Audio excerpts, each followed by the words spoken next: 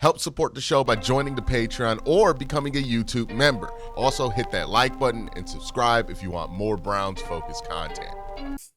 Hey, what's up, everybody, and welcome to QnA, the show where I take your questions and answer them here in video format. A ton of questions to get into, so let's just jump into it. First question comes from Michael, who says, what do you see as the future of sports media? More generally, how do you see more independent channels like yourself fitting into the future? What's the channel's aims, goals, and future? And do you want to do this indefinitely? Is there an end goal in mind for the channel or your career? Basically, how I approach it is this is my job right now, and I like doing my job, and I'm not looking for a new job right now. So, I see no reason to really have a plan about what I'm going to do next or anything like that. Right now, I'm enjoying covering the Browns on YouTube on this channel. And I don't see that changing anytime soon. But to answer your question, the future of sports media more generally, how do you see more independent channels like myself fitting into the future? This is a tough one to answer because the landscape is rapidly changing, right? A lot of corporate interest is starting to get into this YouTube space, and sometimes you'll see corporate interests try to brand themselves as independent channels when these are the same people who own the radio stations, the same people who own the big media companies, the media conglomerates, but they're kind of cosplaying as independent media because they're on the internet. And then there's truly independent stuff, me, Engraven, things that aren't even covered under a giant LLC. It's just a dude making videos, right? And I think there will always be a spot for somebody who could carve out their own niche on YouTube. And there will always be a spot for somebody who can talk about a team and be honest, because I think there's always going to be a market for fans in sports who want that picture. But there's always going to be a market for some of the other stuff that comes along with sports media as well, right?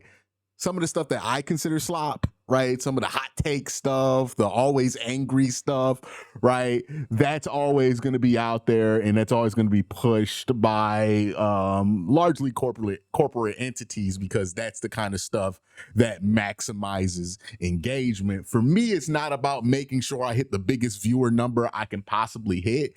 It's making sure that the people who come to this channel regularly support on Patreon, support with subscribing to the channel or becoming a member, the daily regular viewers, those people are happy with my process. Whether they agree with my take or not, they know that it's coming from an honest place, right? And that's what I try to do every day. So that's kind of my philosophy and kind of my thoughts about what's happening with the wider kind of independent media world around sports. I think it's going to be a mishmash of different things. The internet is a marketplace, and there's going to be people who were able to build an audience based on what they do individually. There's going to be people who maybe started out as individuals, but kind of became more merged into corporate aligned interests as this thing goes on. There's going to be people who just come in and they're doing this, and this is the new ESPN, and this is the new public broadcast channel, right? This is the new Channel 5 or whatever it is that people platform their shows on now. So it's going to look different. I know from my few years of looking at the internet, I try to never predict anything, because predicting things based on the internet and technology is always a losing proposition in my mind. So we'll see what happens, but I'm just here checking it out, looking at the landscape, going day by day, and trying to produce the best stuff that I can produce. Luke says, do you think Quincy could be like Jahmyr Gibbs or Alvin Kamara type player? I don't see him in that kind of I don't think he's that archetype of running back, right? When I think of Jahmyr Gibbs, I think of somebody who is very explosive and super fast. Quincy's pretty fast. He's not super fast. Alvin Kamara, some of the best contact balance you've ever seen, and vision and ability to stay on his feet. I don't think that's what Quinshawn is. I think Quinshawn is young Kareem Hunt. That's what I look at him as. It's like Kareem Hunt was super explosive and a super powerful runner and was really hard to tackle. And when I look at Quinshawn, I see similar things to that, except for I think Quinshawn is a better athlete coming out. Correct me if I'm wrong there. I could be wrong because Kareem was a really good athlete coming out of Toledo. But I think Quinshawn is a better athlete coming out than even Kareem was. And we know the kind of career that Kareem had, which was pretty solid. And I think that's a win. If you get Kareem Hunt out of that pick, I think that's a win. It's not a home run, but it's definitely a hit for Andrew Berry. Luke says, thoughts on the dome being official. Now that we're not haggling over this and that, the dome is here. I've always not minded the idea of Cleveland playing in a dome more than some of the traditionalists that really don't want the Browns to play out indoors, right? I don't mind it. I used to have season tickets in 2019. The reason I don't is because one, I don't live in the city anymore. And two, I found out that season tickets, for me personally, for the job I do, just weren't the best arrangement, right? Like a lot of my best stuff during the week is going to be my post-game stuff and the stuff immediately surrounding the game, so my watch parties and stuff like that. So I was losing money. I was going down there to watch the team, and then like that stadium gets so cold in December. And look, I don't think people mind cold, but when the difference between your toe feeling like you're going to have to amputate it because it feels frozen for like 2 hours because you didn't put in like a heat pack from the dollar store into your boots before you went to the game. That's the kind of stuff where I'm like, that can't be an enjoyable experience for most people. Or the only way to keep yourself warm is to drink 1 million of those 40-ounce beers that they offer at the stadium. Like, that to me is where it stops becoming fun and more about like a duty and a service. And I think that's why so many people, especially those who have braided through the elements and take pride in braiding through the elements, are so hostile to this idea of the Browns leaving, because I think it is a stripping away of that service that they feel like they provide the Cleveland Browns with, like that evidence that they can have to show everybody just how dedicated this fan base is.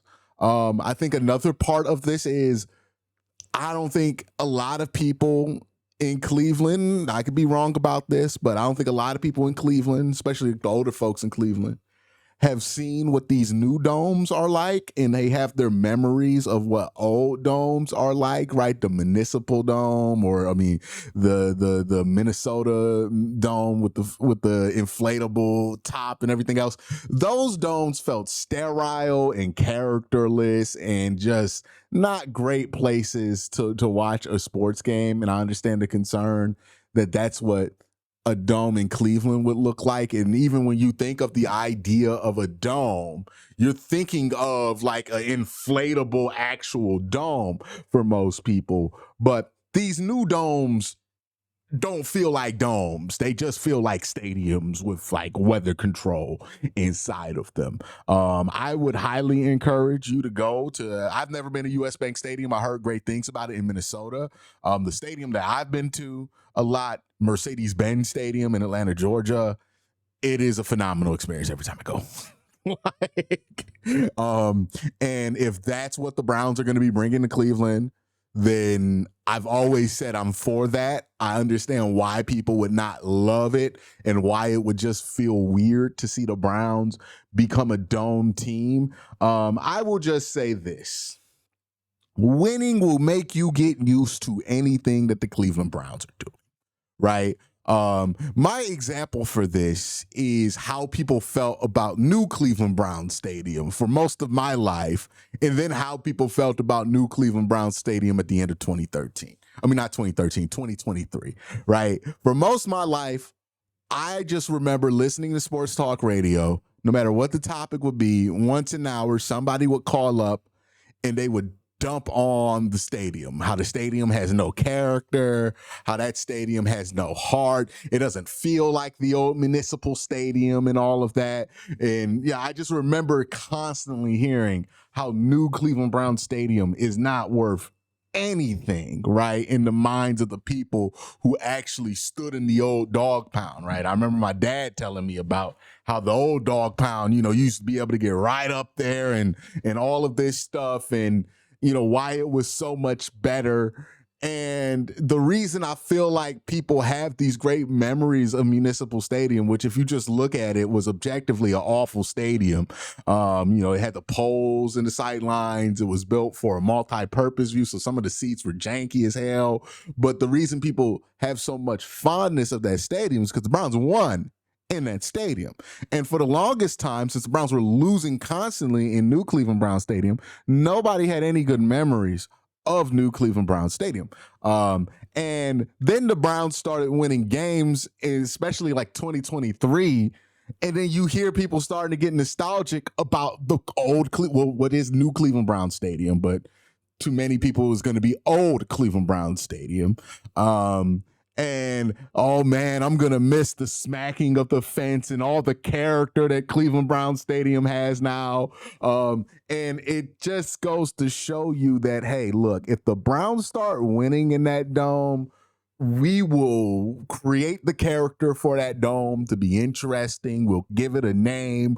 We'll call it the dog kennel or whatever the hell it is. It become one of the toughest places to play, and we'll love the damn dome. We'll become dome people if the Browns win in the dome.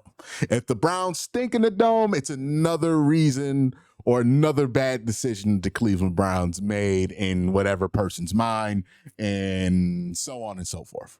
So a lot of how people feel about the dome is going to be determined by what kind of team over 20 years that dome is housing. If they're housing winners, the Browns get a franchise quarterback in the next couple of years, and that dome is known as the house of that quarterback, we're going to love the damn dome. Even if you don't like the dome now, you're going to love that damn dome. But if we're looking at 20 more years of quarterback in and out, you're going to hate the dome just like you hated the old stadium. Because the problem ain't the stadium. The problem is the product that you get to see in the stadium, right? The feeling that you have about the stadium has a lot to do with that. On top of like maybe the dome might have a better chance because you get to see other things at that stadium, where Cleveland Browns Stadium, all you ever saw was the Browns, for the most part, at least. So yeah, I think all of this debate, all this argument, it's all fine and entertaining now, but let's be real. We know what's ultimately going to determine how people feel about the dome, and it's going to be how good are the Browns when they play in it. DXSM says, hey Q, love your channel, always been a fan, but who do you see truly as an X factor on this offense? Who or what will surprisingly take the next step, whether it's a specific player or position group that could make this offense watchable, potentially a good team, if somehow it all comes together? So I'm going to resist the urge to say quarterback here, right? Because quarterback's always going to be your X factor when you don't have one. I think the run game is going to be the biggest X factor on the team. I feel pretty confident in Quinshawn's ability to be a decent running back at the next level. I think Dylan Sampson is going to be an X factor, right? How ready is he in year one? I'm not saying he can't do it. I'm not saying I don't believe in Dylan Sampson. I know every time I express some concern about this, people get mad at me because I'm not like saying Dylan's going to be a 700-yard runner in year one, but I have my reservations. I don't know if that's going to be the case with him. But if he is able to handle being running back 2 in this offense, then that changes everything for this Cleveland Browns team. If he's not, then that also changes everything for this team. You could also make the argument for DeJuan Jones being a massive X factor in this offense, given that he's going to be the left tackle for this team, presumably. So either of those two answers I would find really good. And there was another question in there. What do you, take the step or position group to make this offense? Oh, the last thing I want to say is, I know you said offense, and he's technically a special teams player, but he does contribute to the offensive point total. Dustin Hopkins.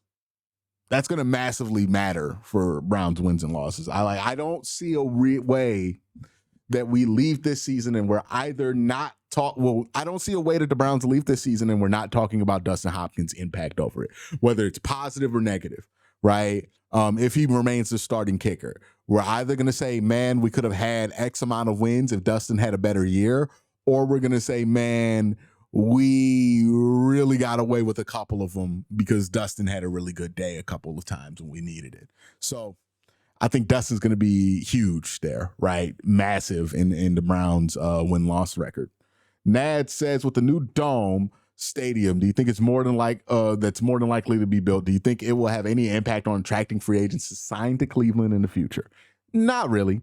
Cleveland's ability to sign free agents is going to be the same as any other team in the NFL.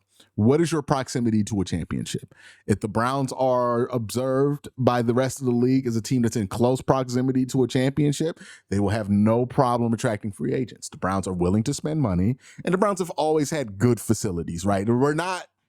I don't want to throw another team under the bus, but you could throw the team under the bus if you know who they are in the comment section. But we're not one of those teams that has facilities that would make people really second guess what they're about to do with their career, even though that team might be perceived as closer to a championship than Cleveland. The Browns have solid facilities. They're working on making those facilities better. I guarantee that the new stadium is going to have some facility capability for the Cleveland Browns, and it's going to be much closer to the airport and everything else that they do for the Browns. So it would be a sweetener to somebody who already wants to sign to Cleveland, but I don't think somebody's going to wake up, not have Cleveland on their list and say, oh shit, they got a new stadium, let me go to Cleveland now. I don't think that's going to happen, right? It's going to always be about how close are the Browns to a championship? Can I win a championship here? And is there a role for me to be a prominent player on that team? If those two things happen for a free agent, then the Browns will be able to get that free agent because they're willing to spend the money. So that's to me what really impacts it. I don't think the new stadium makes much of a difference because I think NFL players are pretty indifferent about what stadium they're in. I mean, some guys do care, right? Like Cam, I think it's Cam Jordan. Yeah, Cam Jordan is specific about he wants to play in a dome. But also, I feel like that's just because he's played in New Orleans his whole career, right? Like if the money was right and the opportunity was right in Philadelphia, you telling me Cam Jordan want to go to Philly because they're not in the dome? You know, I'm not saying players don't have their preference on what they would like, a dome or outdoor, but it doesn't seem like a deal breaker to these guys. Like, I just haven't seen evidence that it's a deal breaker. One time says, is there any chance Deshaun revitalizes his career on another team? Not after last year, no. I thought that there might be a chance that he could revitalize his career if he had gotten moved somehow before the 2024 season, because I do think that Kevin Stefanski and Deshaun Watson just weren't a great fit for each other, right? As bad as Deshaun looks like he was post, what do I call it? Post accusations. As bad as he looked like he was after that, I think Kevin didn't help him, right? And I think that was the hope, that Kevin was going to help him get better, get to that next level, and they just could not do it. And it never looked like a mutually beneficial situation. It made Kevin look worse. It made Deshaun look worse. And I think this is evident by the fact that every time Deshaun was out the lineup, boy, did we start to appreciate Kevin Stefanski way more. So no, I don't think Deshaun's going to revitalize his career. Maybe there was a chance before the 2 Achilles tears, but I mean, he's borderline a toxic asset now for any team. Like who wants to bring in Deshaun Watson? Even if you're not somebody who believes the 30 plus allegations of sexual assault that he has on his name right now, right? Maybe you're somebody who thinks that Deshaun Watson is innocent. You can't really be a believer in his ability to play football. Like, I don't know what's harder to believe at this point. Like, you tell me, like, is he innocent or if he can play football? Both of those cases for for him just don't look very good in the eyes of most people. So nah, I don't think it's there. If there was like a real case for him to be good, I don't think NFL owners have any morals about this. They would try to get a good quarterback and they would absolutely give him an opportunity to revitalize his career. But I think the argument for him being good, nobody's really buying it. I mean, it's probably lower than like a Carson Wentz revitalization project is to most people, right? Like there's just so many other guys you would rather give a project chance to than Deshaun Watson at this point. And then you think about the toxic media element of bringing in Deshaun Watson and forcing everybody to comment on Deshaun Watson and the things that he may or may not have done in the year of 2019, 2018, and 2020. And it's like, why would you want that, right? Like, why would you want, if you're the Patriots, Stephon Diggs commenting on that because somebody asks him about that because you got a third string quarterback named Deshaun Watson? Why would you want that? You know, the Browns don't want it and they paying $230 million for it. Like, you know what I mean? Like, I don't think anybody gonna want that. And I think that's gonna kill his ability to really go somewhere. I've made this point too, because I know some people are like, well, he could always play in the UFL. If I'm a fledgling league like the UFL, right, it's trying to get his start, trying to get his foothold, the last thing I ever want to associate myself with is Deshaun Watson. And that's not like shade on his ability to play football. Like, I bet he could play well in the UFL, maybe, but why would you want to be associated with him? What benefit is there to be associated with Deshaun Watson at this point? There's absolutely no benefit. And when we're looking at who's going to give him a shot, there has to be some benefit for you giving somebody a chance. Maybe there is some powerful Clemson booster who has his crux, who has his hands in an organization somewhere, and maybe he makes it happen for Deshaun for old time's sake. But other than that kind of a scenario popping out, I'm gonna be honest with you. Nobody thinking rationally about this is gonna really want to do that. I know I wouldn't. Like, I'm just keeping it a bean with y'all. But I said, all right. Chris Gustafar says, you think owners are still mad at Jimmy Haslam for giving that contract to Deshaun Watson? I don't think they care. The reason I don't think owners care anymore is because they won. Nobody got the guaranteed money after Deshaun. They got less guaranteed money after Deshaun. I don't think owners care anymore. Brandon says, which players do you think have the most to lose or gain this season? That's a tough one. That's a tough one. Grant Delpit? No. Martin Emerson. Martin Emerson has the most to lose. Who has the most to gain this season? The rookie quarterbacks. The rookie quarterbacks have the most to gain. The reason I think Martin Emerson has the most to lose is because Martin's on that cusp of, hey, if he has a good season, he's going to get paid, right? But if he has a bad season, this can go just how it went with Donovan Peoples-Jones. Y'all remember how Donovan Peoples-Jones was like one good season away from getting paid, and we all thought he was going to get his money in Cleveland, and then he had a bad start to 2020, whatever, and next thing we know, we traded that man with the 7th round pick to the Detroit Lions, and we ain't never heard of Donovan Peoples-Jones again. Martin Emerson can go that direction, right? If he has another stinky start to the year, they're going to move him, and they're going to pivot back to Greg Newsome as that opposite corner and just walk on like they ain't never had anything happen. And we're going to be like, damn, y'all remember when Martin Emerson was about to get paid? But if Martin plays well, he'll get that contract. So I think he's the guy on the cusp. The most to gain, the rookie quarterbacks, I think this is obvious. There's an opportunity here to become an NFL starter. And these guys are 3rd and 5th round picks.